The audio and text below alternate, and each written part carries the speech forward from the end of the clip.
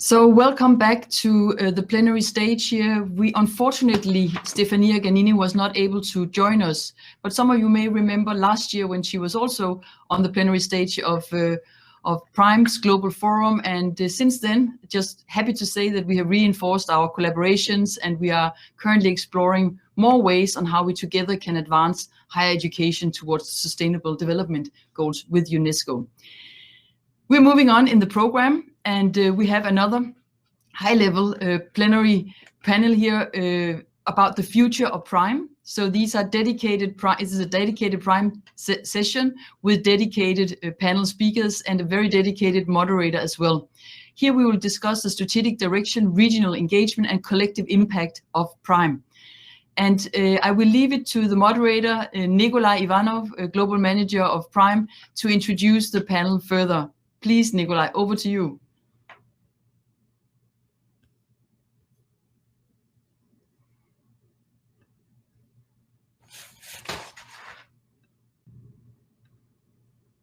Hi, Mette. Hi, Nikolai. And hi, everyone. Welcome to the panel. I'm waiting for our panelists to join us as well on stage. Welcome, Maurice. Hello. Let's see, do we have everyone joining?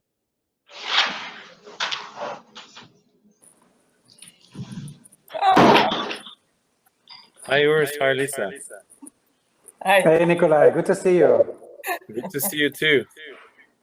Here we are on day 2 of the PRIME Global Forum, and we have a plenary stage for us to share a few insights and reflections on the strategic direction for PRIME moving forward. We're waiting for just one more panelist, Ule.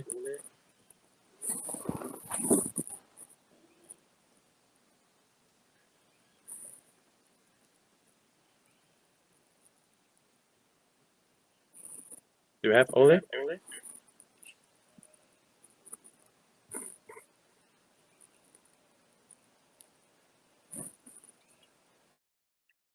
All right, we will wait for. I'm sure that Uli is joining us any moment soon, and we'll get started. All right, so it's my true pleasure to be here with you today and to moderate this panel. We have a few exciting things to share and discuss together. I would like to start by introducing the panelists.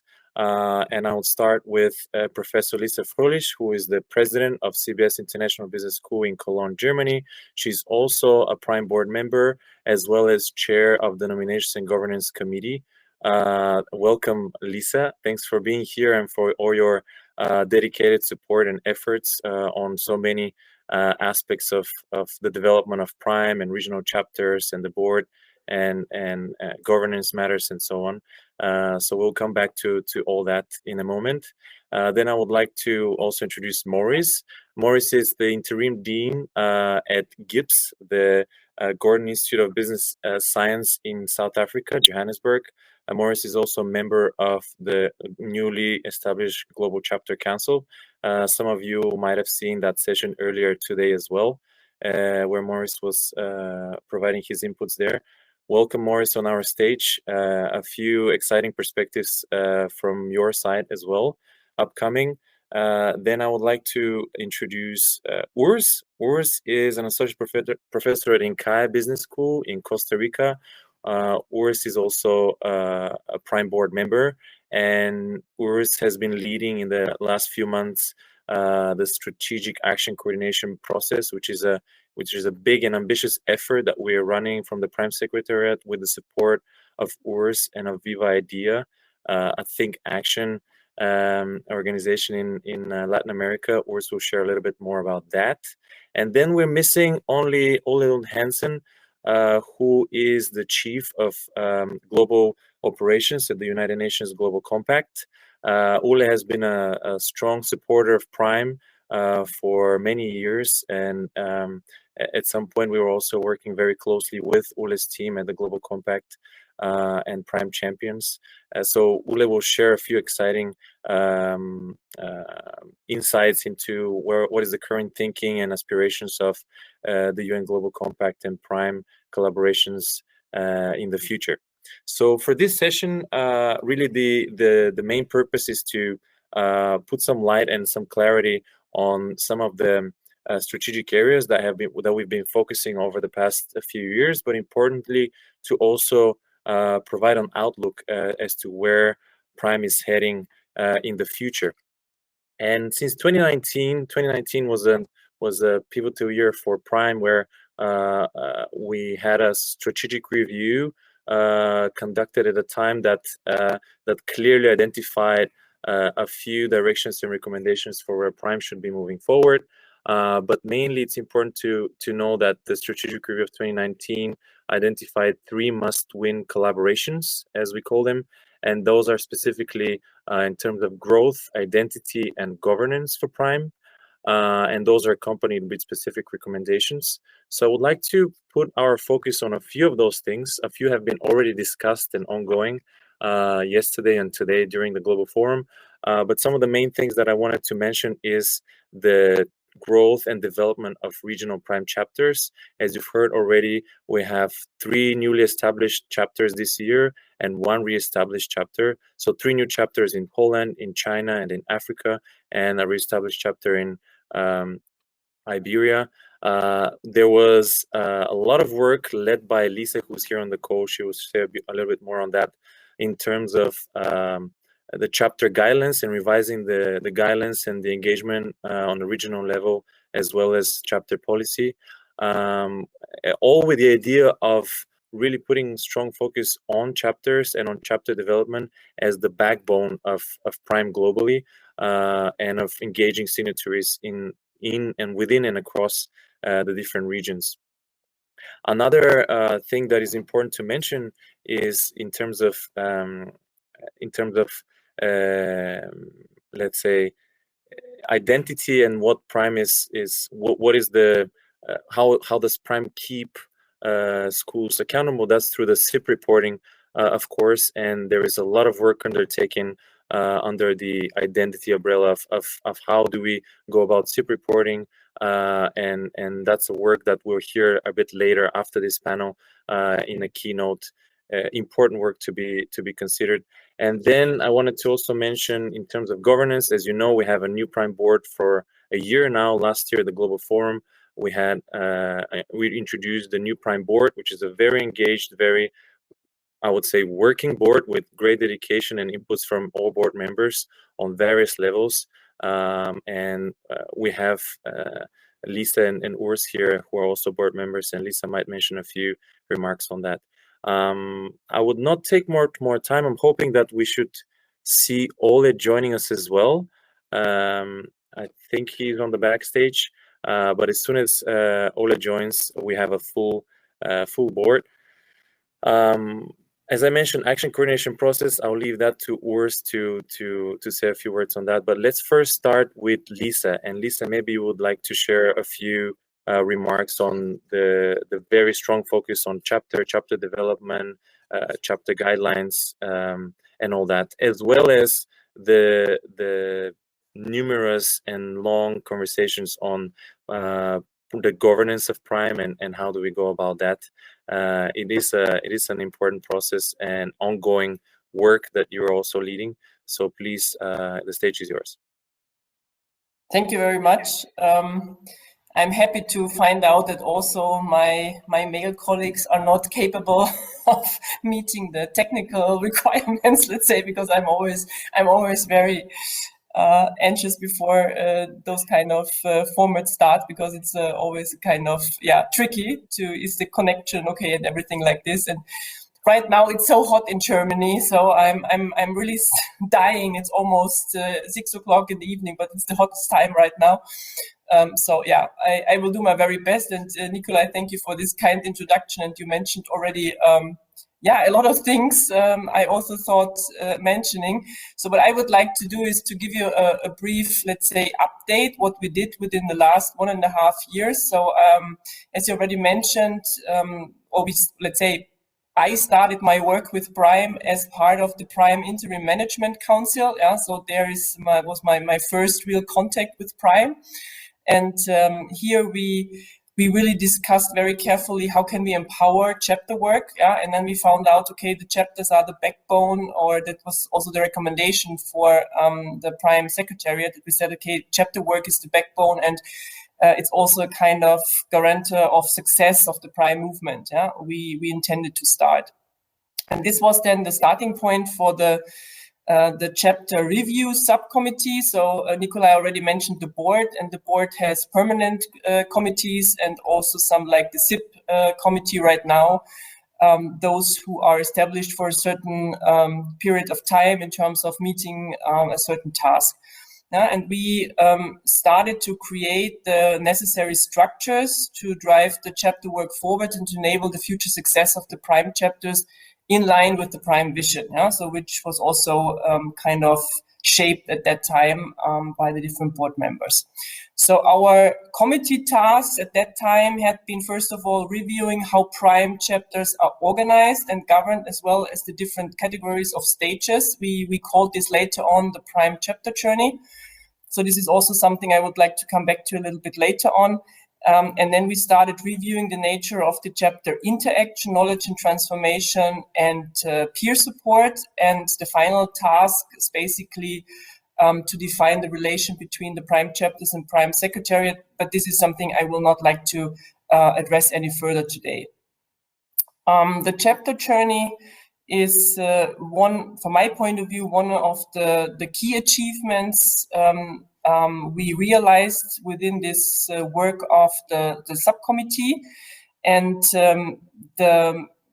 let's say the role of the different regional chapters to achieve this ambitious approach of chapter work is something we also defined then a little bit more clearly, let's say. And I will only come back to, I only would like to come back to the tasks which are new, let's say. So we built up on the old version of the Memorandum of Understanding of the chapter work, and we tried to add a lot of different aspects. And first of all, the first one was the visibility, that we really tried to increase visibility of Prime and its signatories. That's very important, and for the work they are doing. And their contribution to the Prime vision.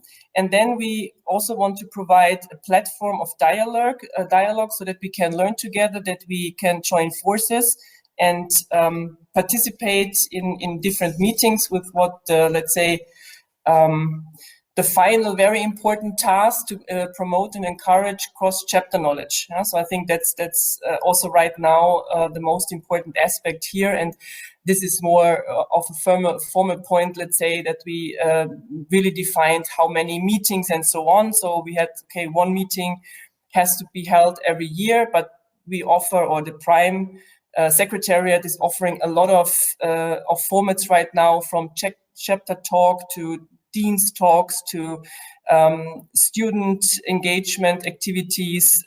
Some chapters are offering their own conferences, so the DACH chapter is also doing this, and a lot more of those kind of activities going on. And I would like to give you one example here from my experience. So we did a chapter talk March this year, if I remember this right, together with the Australian chapter on the topic of CO2 in global supply chains. And this was, from my point of view, really a perfect example of joining forces. So CBS is pretty much known for our research done on sustainable supply chains, and Australia is a lot better than we are in terms of innovative approaches to CO2 reduction. And in combination, we had been able to present a really beneficial synthesis of our experience. And what I like most about it, I'm still using the recording. So I use this as a starting point for my students.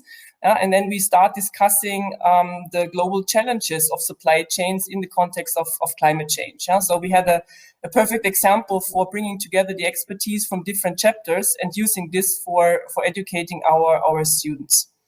And based on this, I would like to come back to two more aspects. I described them as two success factors, also based on the work we did in the subcommittee. The first was the chapter journey. So I'm pretty convinced that this is a very important tool, that we have now 3 stages, and we start with the emerging stage, let's say, and then we have so-called emerging and established and advanced chapters.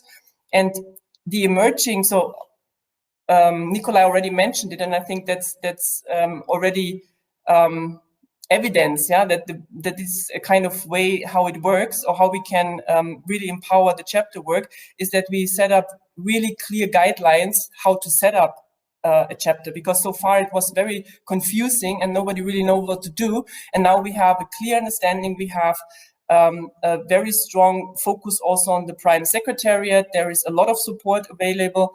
And based on this, I think it was a lot easier to bring in new chapters, and there are also 2 more chapters on their way. So I think this is really something which works. And the next one is the so-called Global Chapter Council we set up, and I think that's also very important, especially maybe not so much important for supporting the emerging chapters, but when you start working, and then you get a lot of expertise because they are all experienced former chapter chairs. And they do a lot in terms of supporting the different chapters on their journey to achieve the Prime mission. And I think the most important task here is the chapter review process. So it's not the kind of evaluation to get, let's say, outstanding or whatever. So it's there to support your activities. And to be honest, I'm also the right now still the DACH chapter chair, yeah. And even though we already we are doing a lot of things already, so we also got kind of gripped by this ambition, and now we are trying to bring new innovative ideas onto the track, yeah, because it's now we have a kind of challenge between the chapters, yeah. So those chapters which are already doing a lot of stuff, yeah. So we are now start working together. And one example here also, we are now trying to establish a speaker series. So where we bring together and always also now online, because we are trying to bring theoretical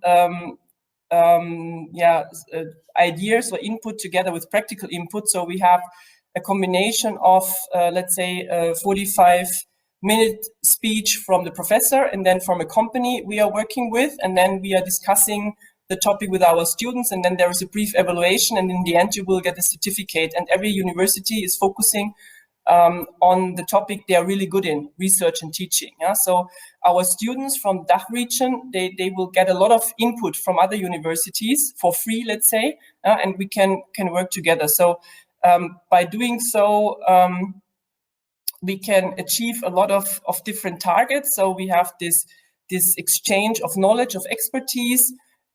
We have the exchange together with our companies. Yeah? So we also have this practical approach, so that we bring our ideas into practice. And we can also, let's say, start joint research projects, because we have a better understanding what our colleagues are doing. Yeah? So we have, let's say, 3 to 4 meetings a year within the DACH chapter, but that's not enough to really elaborate what kind of possibilities do you have in terms of setting up joint research projects. And to give another example here, and this is maybe also interesting for Maurice, so because I was talking to the formerly or just introduced African chapter, and then we start talking about some ideas we have for the future. And one of my colleagues from the American University of Cairo, she's also very well known for sustainable supply chain research. And then she said, can we not work together in this speaker series? Yeah, so we make a different approach. It's not theory and practice, it's intercultural understanding of sustainable supply chains. And she will now come in with her students and will also be part of this speaker series of the DACH chapter. So I think this is really something where we can make Prime a movement again. So like we always try to propose this, and I hope I was able to give you some insights into our board and committee work. So Nikolai mentioned it, but I'm now working, or we are now working, Urs is also on this committee, and I'm very grateful to all his input, because he knows a lot about the work of institutions and organizations. It's not so easy to give the Prime board's new governance structure. Yeah, so it turned out to be a quite time-consuming task, but we will definitely be successful in the future here. And if I have learned anything from the past, it is that we need resilient structures, yeah, to successfully move Prime forward. And this is it. I hope I was not talking too much, like I'm used to. And thank you very much. Thank you so much, Lisa, and great insights there. Also from specifically from your regional chapter in the DACH region, but also thank you for your work and summary of the the chapter journey and all these new policies and engagement guidelines that you and so many have worked on. And as you mentioned, we will come very soon forward with a very strong, resilient, robust, and transparent governance structure to be presented to everyone. Now, another thing that came very strongly in the strategic review a couple of years ago, and we keep focusing on that, and we're working strongly on that now also with the new UN Global Compact strategy that came out earlier this year. We are really trying to figure out the best way to collaborate on a global, regional, and local level with the Global Compact. And of course, on the regional and local level, that would mean collaboration with UN Global Compact local networks. And that's where also Maurice, as interim dean of GIPS, who is hosting the local network in South Africa, has some experience and expertise. So Maurice, maybe perhaps you could bring some of those insights into collaboration and engagement with the Global Compact local network in South Africa, but also your perspective as a member of the newly established Global Chapter Council, and how some of those expertise can be brought up to and replicated in other places or inspire other regions and other collaborations across the world. So Maurice. Thank you, Nikolai. Thank you, Nikolai, and thank you for really inviting me to be part of this panel discussion. I'm so privileged to be sharing a stage with Lisa and Urs, given their vast experience, and of course I see people have finally joined us. Welcome, I think Ole. I'm his inspiration. I wonder if you want to take a moment to welcome Ole before I continue. Ivan? Yes, please. Hi, Ole. Ole Lund Hansen, Chief of Global Operations at the UN Global Compact. Welcome. We're happy to have you on stage. Can you hear us?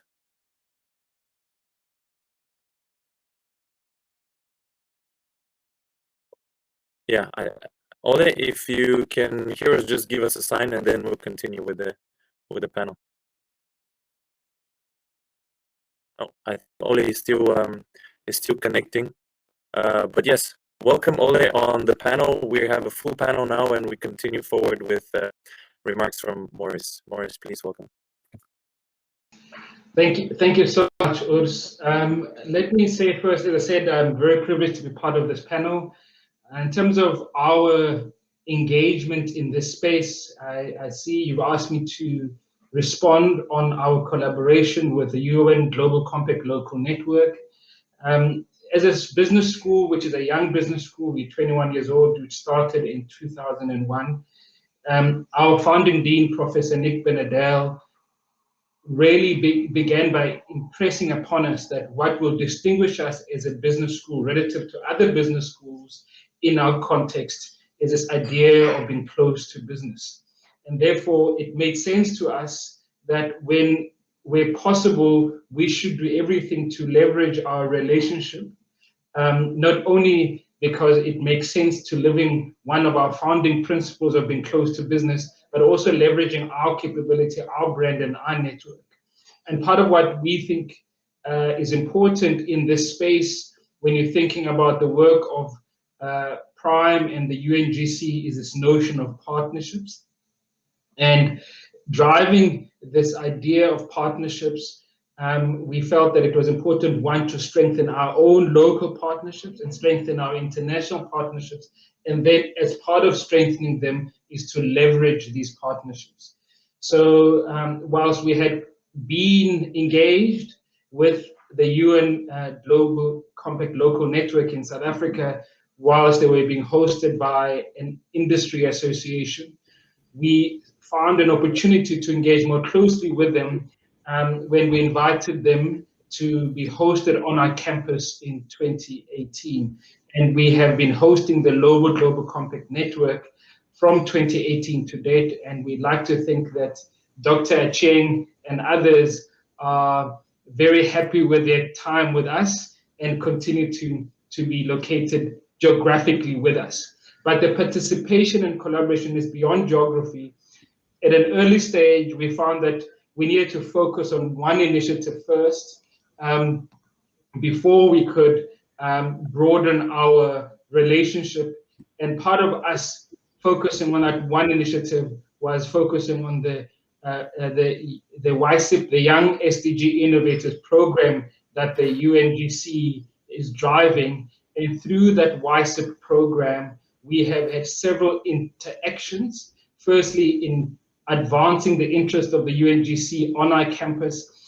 We put some of our faculty members also to be coaches and mentors on some of those innovators involving young people. You can understand, given the high unemployment rate in our country, youth unemployment is a pandemic proportions in South Africa. We're talking about, on the bottom end, 50% youth unemployment. On the top end, we're talking about 75% youth unemployment.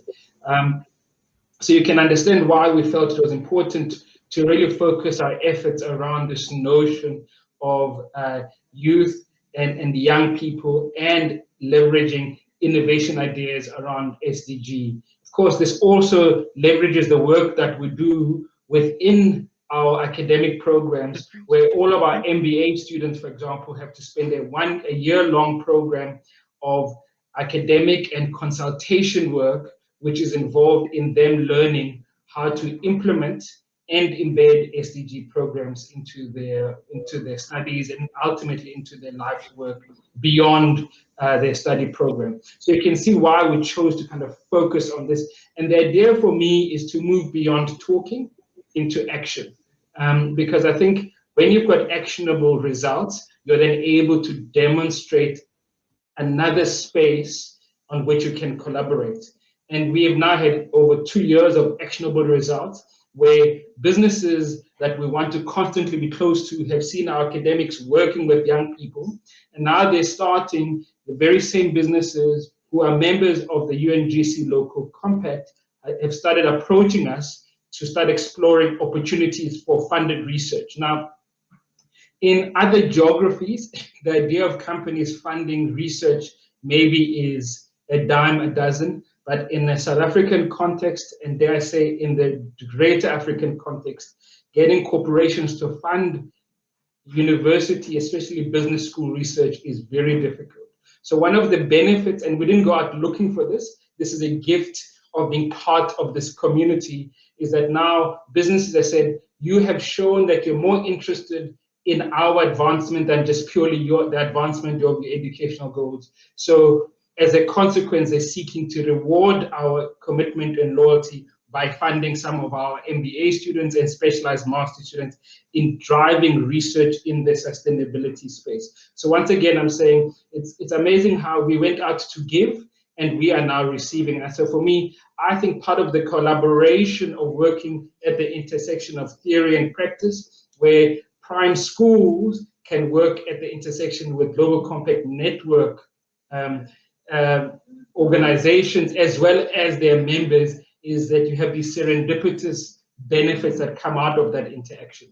Now, this type of logic and this experience that we had in collaborating with the UN local network of the UN Global Compact really informed some of our thinking when we were invited to participate in being part of schools that establish the Africa chapter. And in this regard, we work very closely, initially anyway, with Lagos Business School.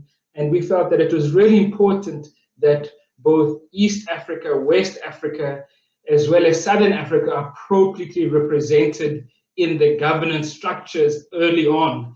And so as a consequence, amongst us, we were able to agree that the leadership positions are held by these geographies, that this country, this chapter that represents such diverse countries in a single continent, is really important that there's as much representation as possible, because from an institutional building perspective, if you don't get the governance right early on, and I'm sure Lisa can reflect on this over and over again, if you don't get the governance right at the beginning, the chapter will be stillborn. So for us, it was really important in working with our sister and brother countries to ensure that we build this notion of collaboration and collegiality, because if we don't build collaboration and collegiality, then we introduce this notion of competitiveness. Then finally, Nikolai, my last comment is, I think from a chapter council perspective, the idea is, I think I said this in a previous session, is if we can continuously learn to move forward, we then are able to build institutions that last. Thank you very much, Nikolai. Thank you very much, Maurice, for these insights. And we are a little bit pressed by time, so I'll jump straight to Ole. Ole, I'm sure you've been able to follow some of the conversations, but not all of them. So perhaps you could share a few insights on UN Global Compact's future aspirations for an increased collaboration with Prime on the regional and local level, and some of the thinking behind the global operations of Global Compact, also coming out of the recent UNGC strategy that was published early this year. Yeah, thanks so much. So thanks so much, Nikolai. I hope my system here works just in time. I'm really sorry for the difficulties, but I did definitely listen with a lot of enthusiasm to what Maurice said, and the examples from South Africa, which is a very positive one, and I guess points to that opportunity that we have to foster much closer collaboration between the compact, the Global Compact, and Prime, and also between our networks, in particular individual business schools and academic institutions, and these and the Prime chapters that I have a lot of faith in, and I am really excited about seeing about to be expanded. So I think of course, Prime has always been part of the UN Global Compact family, and I think there's always been a very strong acknowledgement that the two initiatives reinforce each other, and indeed that was the background, of course, for launching Prime at the time. That if Prime is successful in really fostering future leaders, then of course the UN Global Compact mission is much more likely to succeed. Nevertheless, I think strategically and operationally, I think the two initiatives have been kept a little bit too apart for many years, and I'm really excited about hopefully moving into a new phase now where we can strengthen that collaboration. Maybe most importantly, at least from my perspective and my work with the networks around the world, most importantly at the local level, at the regional level.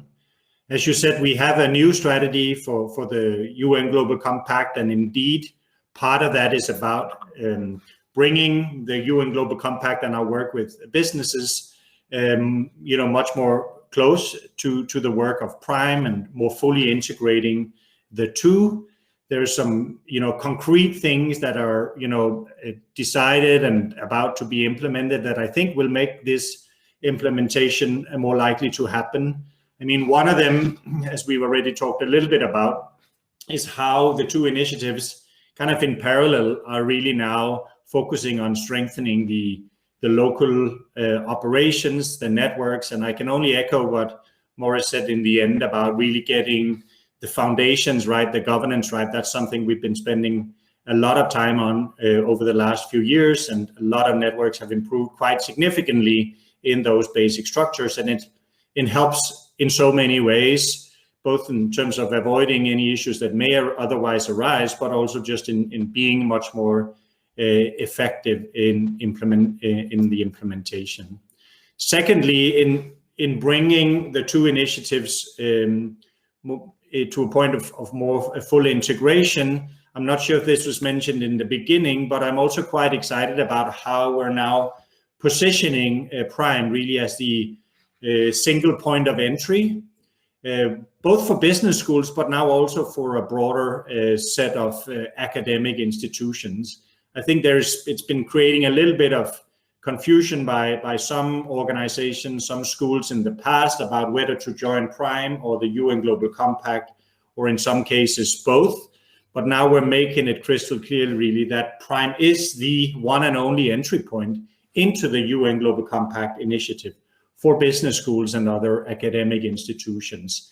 And we really want to position Prime for the UN Global Compact as this initiative through which we can work much more closely with schools, with researchers, and also with students. So excited about all those opportunities. And if we have time, I'm happy to give my view, of course, on some of the concrete opportunities that we see with our local networks. Thank you very much, Ole. And indeed, there is a lot of work in between teams and within the Global Compact on all these matters, and really strengthening the collaboration and the alignment with regional and local priorities, both when it comes to businesses and when it comes to academic institutions. Urs, the stage is yours for a few more remarks on the ambitious agenda that we have and the project that we have for strategic action coordination, linking all these things that were just mentioned now and more in the coming months and throughout the year to come. Thank you, Nikolai, and thanks for having me here on this panel. This is the hard part, linking all these things. The Prime community already agreed on a strategy process they call the Strategic Action Coordination process. When we talk about this process, we usually assume to think about methods and process. This is true, and when we talk about this, we also talk about a political statement, but also statements about the possible outcome of the strategy. We already heard about some of the principles, like you mentioned, resilience, leveraging, learning, not talking, action, Maurice, regional collaboration, Ole. They're core topics we need to reflect on in the whole process, and allow me, listening to the conference, to highlight three core, maybe these I would call them strategic political assumptions. The first is context, the second diversity, and the third action. The first, context. In her keynote to this conference, Tima Bansal presented an interesting thesis.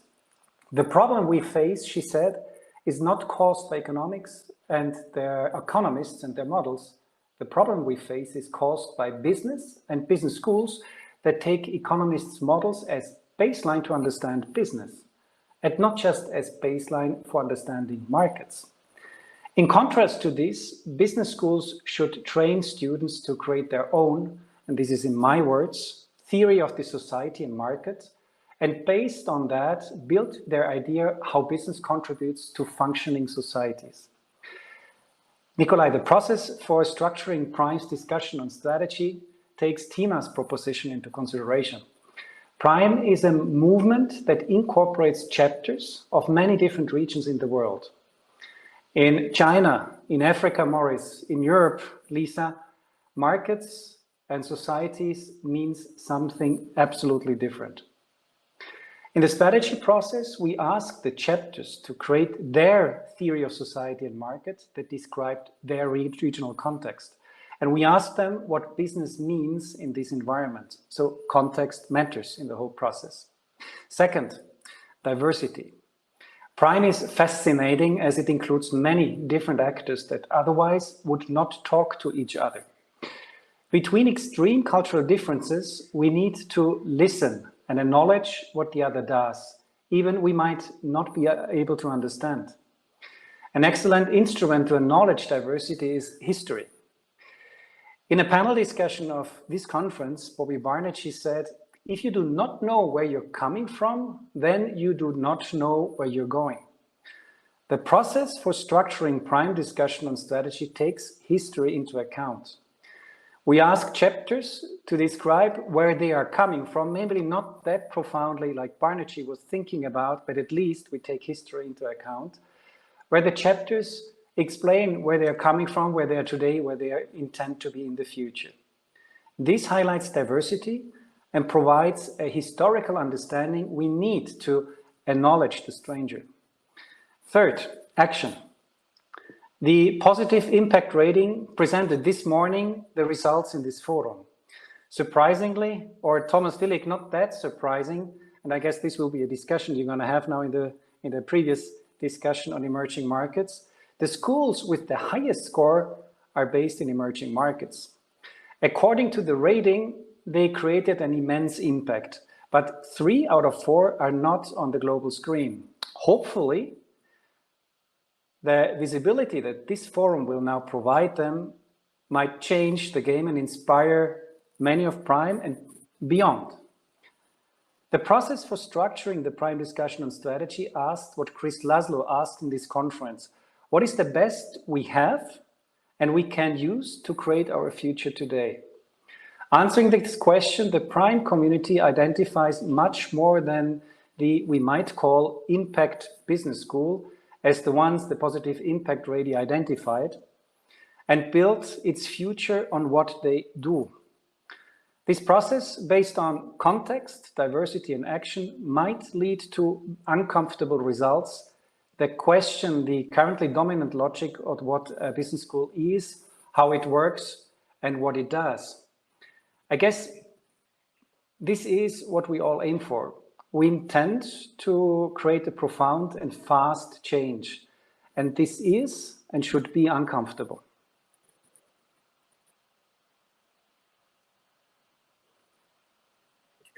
Thank you so much for these reflections and remarks and very good observations from the past few days, connecting the dots. Now we are a little bit short on time, but I wanted each of you to give you the chance to reflect on one last question, and I'll see how I structure that. But we would like to hear about your reflections, maybe in 1 or 2 sentences, each panelist, on the most important trends and global challenges that Prime should be focusing on in the future. And that specifically, how do you perceive and envision Prime's role as a global movement or as a global initiative in relation to the important work that needs to be done on the SDGs and the decade of action? And what would you recommend for any academic institution that is embarking on that journey, either from their individual perspective or as a community in the local, regional level, and as a global community as Prime? So maybe Lisa, you would like to share a few remarks? What will be the most important things and challenges, global challenges, that Prime should be focusing globally? You summarized now all questions in one. So honestly, I'm still thinking about the stuff Urs just said, because that's exactly.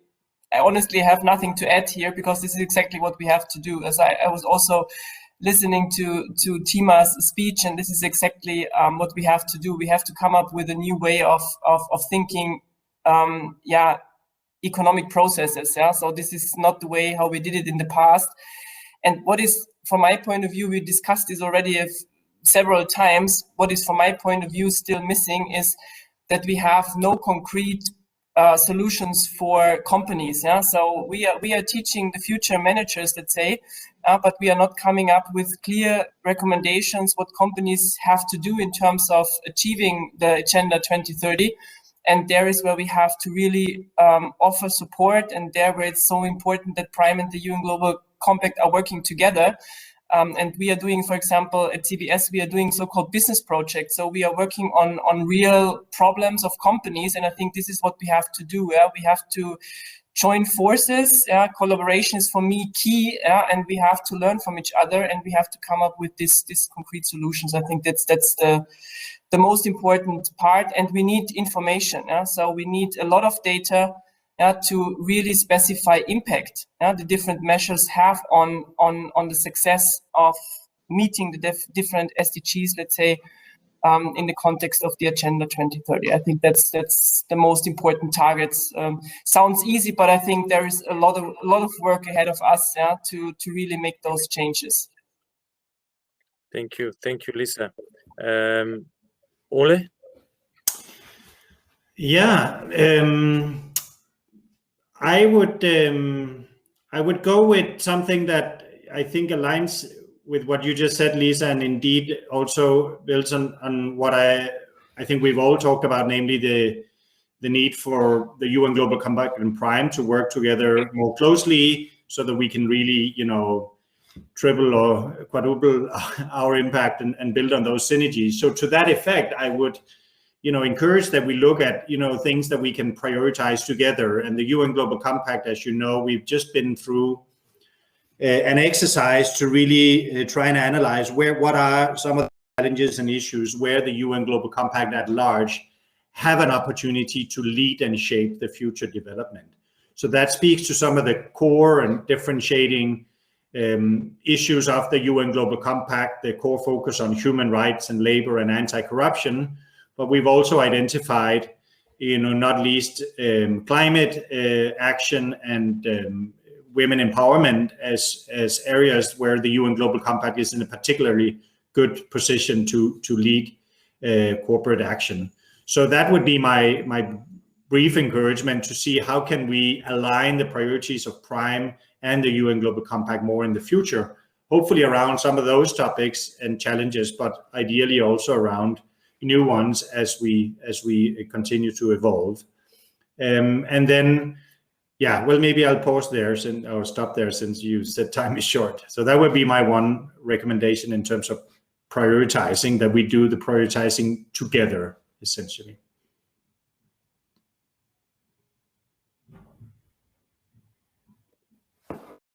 Thank you, Ole. Very, very good and very important points, prioritizing and moving forward together. And that's what we're all working on. Maurice, are you able to connect? Yes, I was able to reconnect. Thank you so much, Nikolai.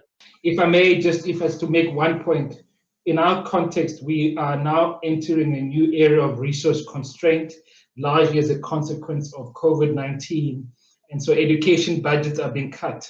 And I think this is a real concern for me, given the investment we all need to make in driving the sustainability agenda.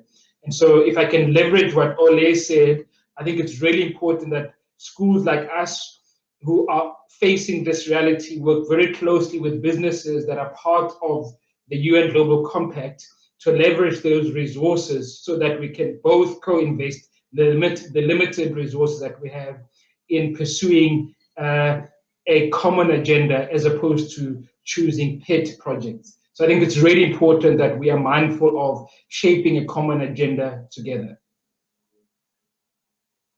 Thank you, Nikolai. Thank you very much, Maurice. And Urs?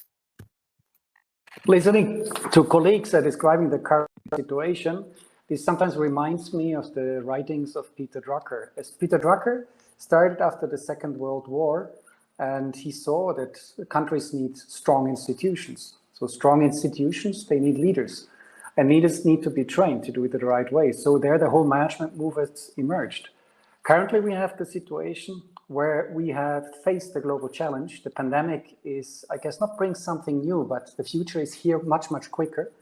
We have reactions of the United Nations, and they already announced to invest billions of dollars in the response to the after-pandemic challenges that we face. So what we need right now is a new response to new institutions, and we need leaders who can use the money.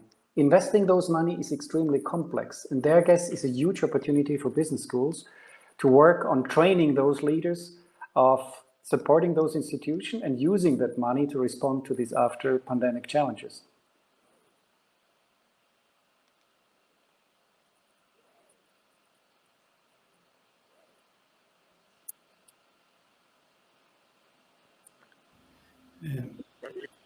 A few questions prepared that I wanted all of us to reflect on, but as always, with all, and we need to for the next item on the agenda. Thank you for joining us and for your important reflections. We are all working together in different capacities and across different work streams. and it's fascinating to and also it's an honor to work with you and to see you here, and also to share some of those reflections, some of those thoughts and aspirations on all sides with the global community today. And now I think we can welcome the next panelist, but first, Mette, maybe you'll join us to